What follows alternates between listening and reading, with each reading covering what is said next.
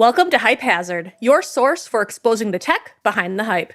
Today's technology landscape is full of buzz and cash, but also full of trash. In our show, we'll cut through the flash and FOMO, helping you navigate the hazardous data conditions ahead and sidestep all this marketing wizardry in order to uncover where the real opportunities lie. So if you are a pragmatic innovator, a cautious explorer, or a discerning executive, this podcast is for you. Before we jump into the tech du jour, let us introduce ourselves. I'm Jamie Szymanski. And I'm Jessica Grootman, and we are technology analysts and founders of Kaleido Insights. We've spent our careers researching new disruptive technologies and how they impact consumers, businesses, and society at large. And we have seen plenty of BS along the way, but also many gems that have truly changed life and work as we know it. In Hype Hazard, we will share our decades of experience with you, you beautiful angels, to help you understand new hyped-up technologies for what they really are. Now, spoiler alert, they're typically trash. There's a lot of garbage out there, but not all of them. And so with that, it's time. Let's dive in. Today, we are talking mental health and artificial intelligence. We've seen a proliferation of different applications out there, but we're going to focus on one called Woebot. So what is Woebot? Woebot. Woebot Is a fully automated conversational agent. So think your Alexas, your Siris, except this is a self-care expert. In fact, they market themselves as your friendly self-care expert.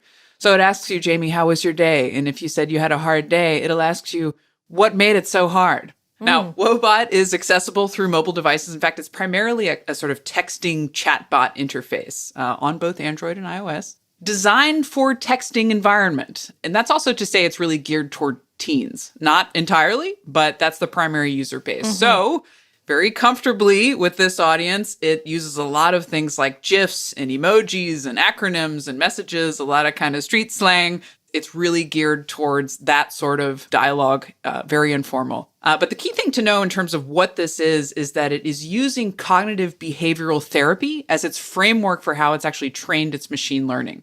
Cognitive behavioral therapy is a psychological intervention technique, a treatment technique, and it really focuses on kind of challenging or changing our mental constructions, our cognitive distortions, our tendency, for example, to catastrophize, how we think about our own patterns and beliefs. It's all about restructuring one's approach or one's mental frame to the challenges, the emotional issues, our coping strategies. Here we are in a global pandemic, a lot of different ways that we are facing stress. And so cognitive behavioral therapy is really about sort of seeing that and restructuring how we approach it. So a classic example of this is, in terms of self-fulfilling prophecy, I'm lying awake at night, I can't sleep, I'm thinking in my head, oh my God, I'm going to be such a basket case tomorrow, I'm not going to be able to work, so therefore I can't sleep, and round we go. So this whole intervention technique is to sort of redirect or reroute that. And so Woebot uses AI, machine learning, and really kind of places this cognitive behavioral therapy technique as a framework into the digital space. There are several different therapeutic tools, like, for example, mood tracking. You can practice your skills. They've incorporated a whole sort of gratitude and mindfulness practice, a lot of what's called psychoeducation to learn more about why am I doing this? Why am I repeating these patterns? So it's really, really based on clinical research. In fact, CBT, cognitive behavioral therapy, is one of the most heavily researched clinical approaches to treating depression, has a bunch of different studies. The creator of this app, Dr. Allison Darcy, actually comes out of Stanford. And this project was born at Stanford and tied to several different randomized controlled trials. So there is a scientific foundation to this.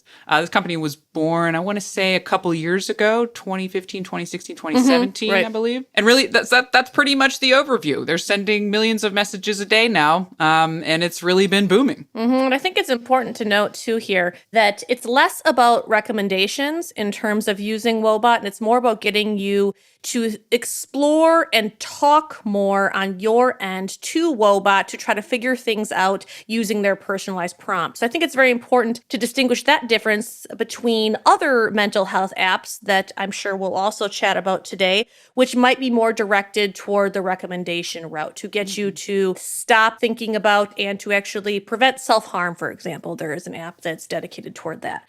So that's a very important distinction for Woebot.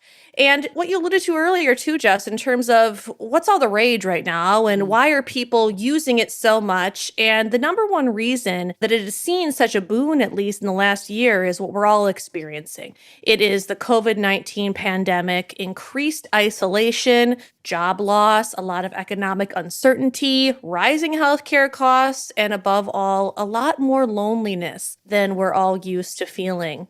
I was reading some recent research about adults feeling anxiety and depression during the pandemic, and it rose from 1 in 10 adults who reported these symptoms from January to June of 2019 to 4 in 10 adults that reported symptoms of anxiety and depressive disorder when surveyed, in the middle of the pandemic here. And as we're reaching a year in quarantine and varying degrees of isolation, I'm sure that we all can attest to it being much more emotional and taking a more emotional toll. And these tools like video chat, social media, etc., have definitely helped us in connecting with friends and family members who might not be readily available. Tools like Woebot and using artificial intelligence can really step in to fill those gaps. So I think that's one main reason, the COVID-19 pandemic, of why we're seeing mental health apps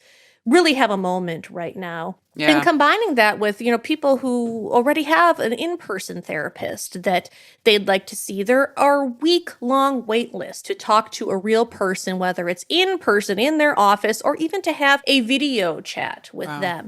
So people are supplementing their normal mental health routines, I guess, with these therapy chatbots. And that sort of leads to another reason why they're very popular right now. They're very accessible. So this sort of simulated conversation with a therapist are happening right now, and Woebot in particular are in 94% of the world's countries and territories have users using Woebot, which is pretty impressive. Yeah. I'm thinking of, the approach to mental health and awareness is often different from one country to the next. So I just love to see that, there's so many people using it globally. But the biggest part of accessibility probably is it's free. So that beats the price of a therapist by 100%.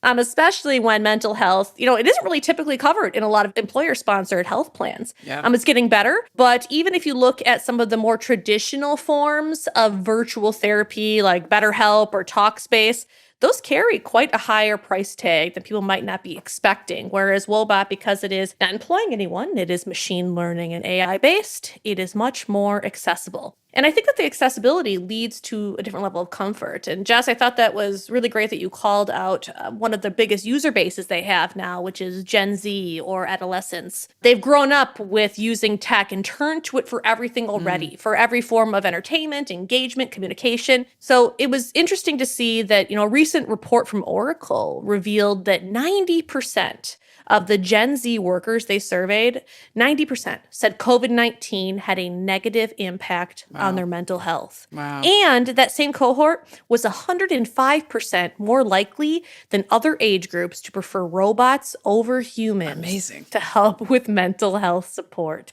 Isn't that, it makes sense though. We have a teenager in the house here too. And she really turns to her, online chat and friends for a lot of things. So it would make sense that same group of individuals of that age would be more comfortable and not feel the judgment and embarrassment if they are interacting for various degrees of therapy with an AI bot. Without a doubt. Without a doubt. And these sorts of taboos, no matter how old you are, but especially as you emerge into adulthood, we start to really internalize these taboos. And Woebot won an award, the Google Play Award for Standout Wellbeing App in 2019. And I point that out because this space has been growing, well before the pandemic. But although we like to talk about hype on this technology, sometimes there's really good outcomes of hype. And in this case, it is so much less of a taboo to talk about mental health. We've seen huge campaigns now from the World Health Organization, from corporations. There's a huge multiple corporate program called Better Workplace Mental Health, entirely dedicated to this. So this is less and less something that is seen as taboo, seen as a secret.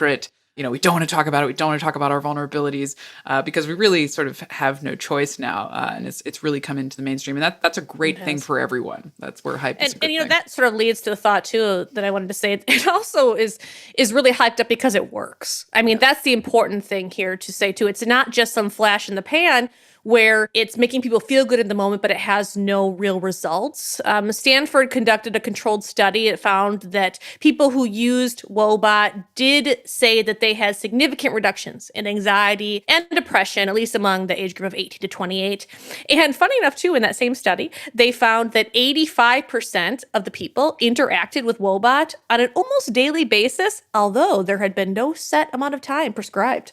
So I think it started to, talk about some of the, behavioral changes this can make. And really, they're turning to Woebot for day-to-day needs and encouragement and support, where typically you might have to wait weeks between seeing a therapist. Right. It's such an interesting balance, too, to think about the pros and cons of this and the ways that it's increasing accessibility, that's, a free platform that's available 24/7 on demand, that sort of judgment factor is way less of an issue versus the time and price and face-to-face eye contact and in person, which has its own set of value, to be clear and sure. This is a way in which technology is sort of helping expand this or extend this capability. And by the way, I mean, Woebot is a consumer example. It's for, end users. It's for people.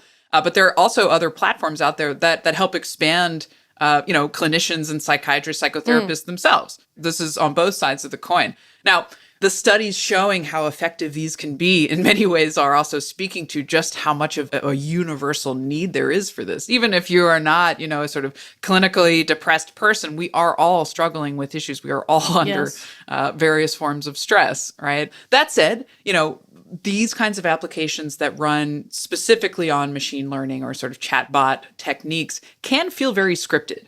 Right? It's really difficult to have a kind of open-ended response. This is one of the big reasons that it sort of communicates often in emojis. That's a very structured way. Well, I think it's a good transition into talking about the hazard of such technologies, Exactly. too. Exactly. So, unlike Jamie, if I'm opening up to you, you can read my cues. You have a human brain to manage my open-ended responses.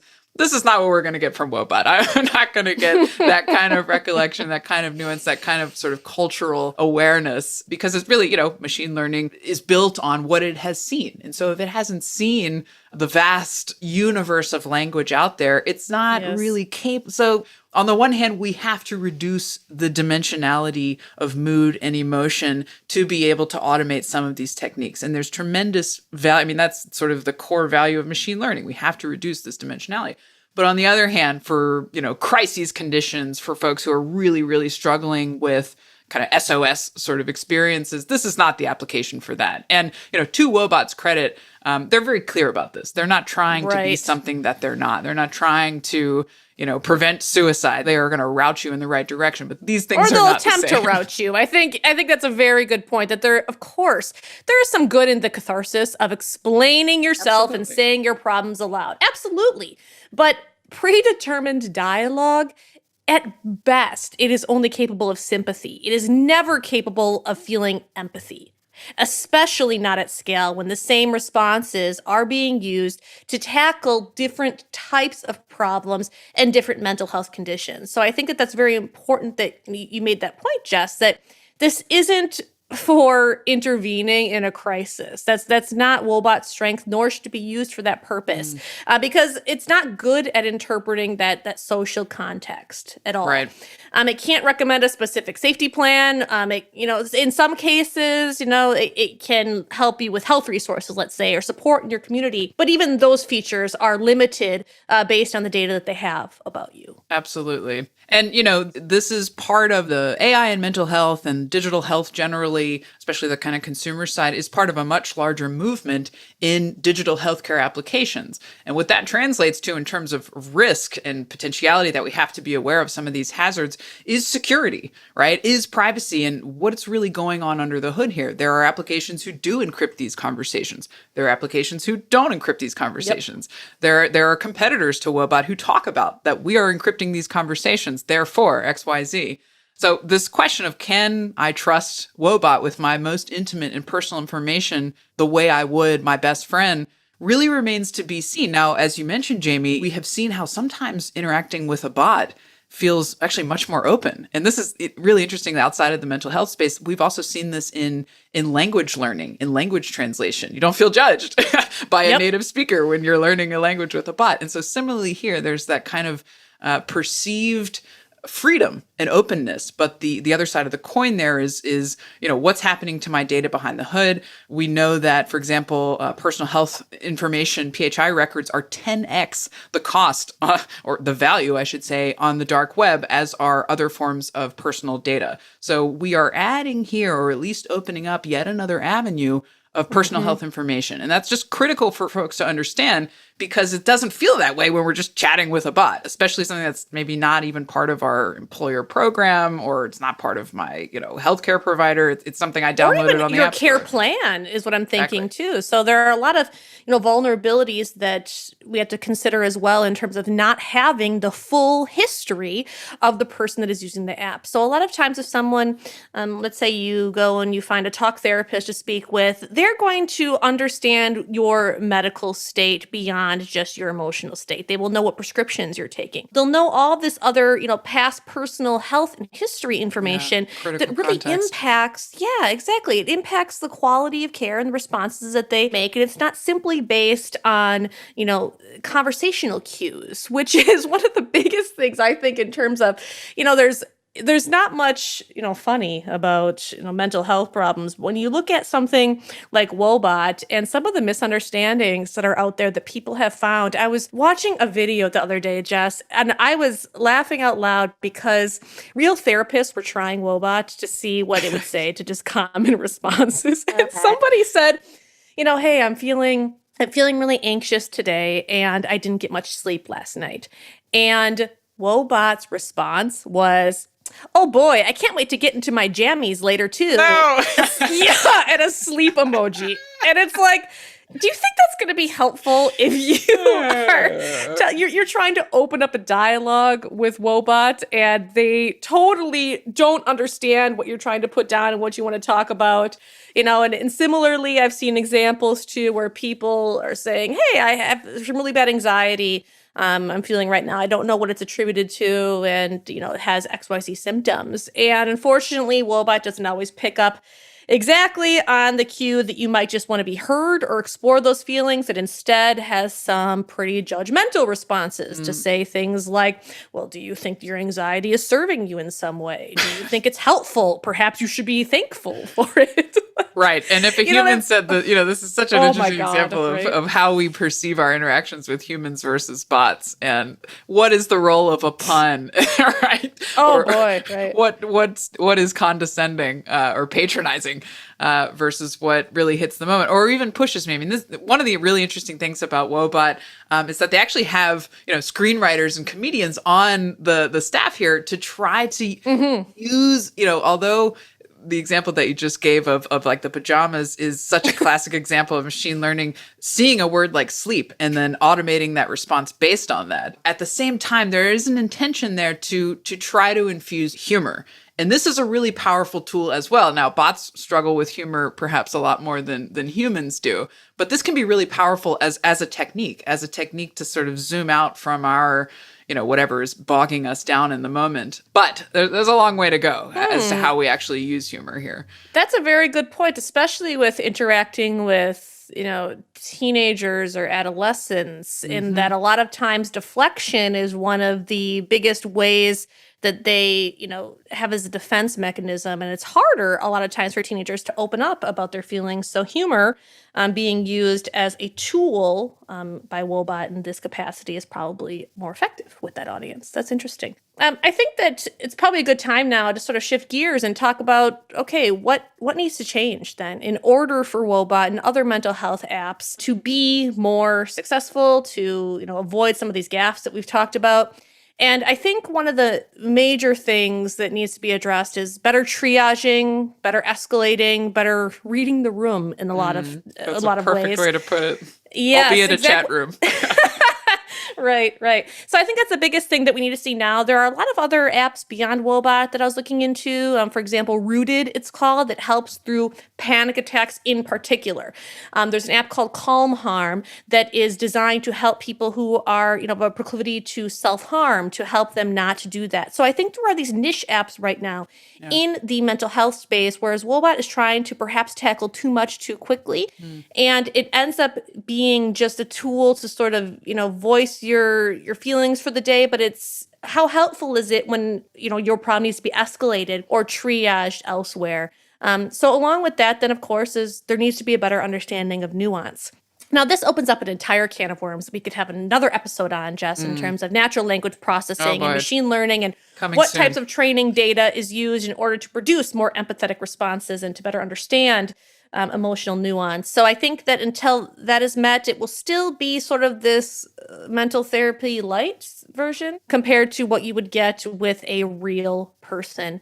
So in the meantime, yeah, absolutely. It's great to combat loneliness, but we need to make sure it holds this huge caveat. And until that is breached, I believe a hybrid approach is probably best. I was giving a lot of thought in terms of, well, what if your actual in-person therapist used Woebot as a tool for when they weren't available? Well, I could see that really working well if the therapist also had access to that in terms of what you were discussing and could see transcripts and whatnot. But then, of course, the catch-22 is that, well, then people might feel as though it's not anonymous enough, and so they can't share their real feelings. So I think there are a few kinks to be worked out until we get to that point of, human and AI working together to best benefit the patient.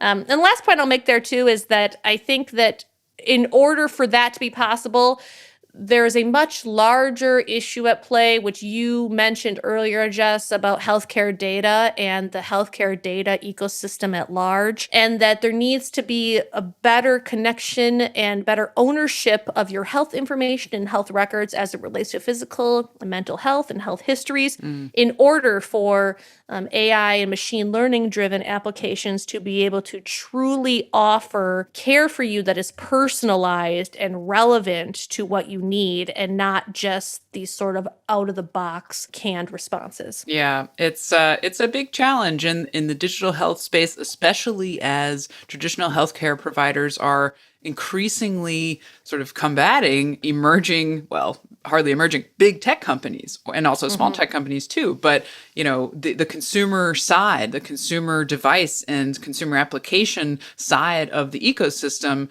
trying to run up against kind of these big healthcare providers. And how do we actually manage the data there? I think you did, a fantastic job of really characterizing. There's so many tensions that in many ways Woebot and all of these companies are dealing with between, how much do we rely on the technology versus the human? What is the right hybrid model? Maybe I have an avenue that's just me and the bot, but I also have an avenue that's me and the human. And both of those together is the best solution. How do I manage mood data? What are the right business models around mood data? We inherently understand that, okay, mood is different than something like, I don't know, a medical condition like diabetes, but how is that data treated differently? This is one of the huge tensions, and that's, again, the kind of consumerized wellness versus traditional healthcare, and how do we not just connect these data and make them interoperable, but what are the right models to, financially support those and to best support, patients and individual consumers. I'm fascinated too by the use of technology, not just as sort of chatbots as we know it in a healthcare sense or mental health sense, but nudges, right? You think about sort of the bright red bing. But this is actually used for behavioral nudge in this case. So what can we transplant? A little bit of a Pavlovian response. Something like that. But can we repurpose this for a way that is good for our well-being? And this is an example that Woebot is doing. You talked about training data. What data are we using to train these algorithms, not just to be, to deliver good responses, but to deliver responses that actually really help and really offer me that sort of cognitive reframing or restructuring. Woebot just announced that they are developing a clinical diversity advisory board where they're going to bring in members with a wide variety of ages and ethnicities, gender, sexual orientation, all these different pieces. And this is another big question. Do we sort of infuse human diversity? Do we infuse data set diversity? Do we have applications like Shine, for example, who are specifically for people of color, for instance? These tensions are all kind of playing out, and it's not totally clear what is exactly the right balance for different types of health conditions, types of users, business models, uses of data, et cetera. And so we're kind of watching all of this play out. And in many ways, Woebot is trying to navigate these itself as a consumer app. Well, and regardless, Woebot isn't going to be able to respond appropriately, though, without having that consumer data at your fingertips. If you can sign up for a mental health app and you only have to give your email, let's say, and your phone number, well, it knows nothing about you. So Right. that brings it back full circle to the data ecosystem that's at play here. And it's only as good as what you share about yourself. Right. So it will be much more relevant in terms of its recommendations and its care plan that it delivers to you through the life cycle of using the application if it knows more about you. You alluded briefly there too, as well to the personal health and wellness space, which is probably like the last point I have to make on this is I can really see a convergence happening with your personal health device and IoT device data as well. So let's say you tell Woebot that you were feeling really anxious today, and it could see based on your Apple Watch that your heart rate was up above the normal from 1 to 3 p.m. and perhaps you had trouble sleeping last night. That's much more relevant in terms of the responses they can provide to you based on the data that it can analyze versus simply what you're typing in chat. So we're going to definitely need to see that convergence of multiple data types, not just proprietary healthcare data from your providers, but also the data that we're all collecting about ourselves every day on our devices. Right. Context, evermore. Absolutely. Jamie, we've arrived at the time to rate this application. It is time. Now, listeners, as a reminder, we like to end every episode by rating each application as one of the following: trash, flash, cash, or splash. Now, we all know what trash is. Flash, this is a flash in the pan. It's hot now, but it's fleeting, and we don't think there's much there. Cash, a lot of people are going to make a lot of money, but this is not a true innovation. This is a copycat at a good time. And finally, splash, something really promising, something really disruptive that we think is going to fundamentally change market dynamics. So, Jamie, tell us. I would give Woebot a splash rating.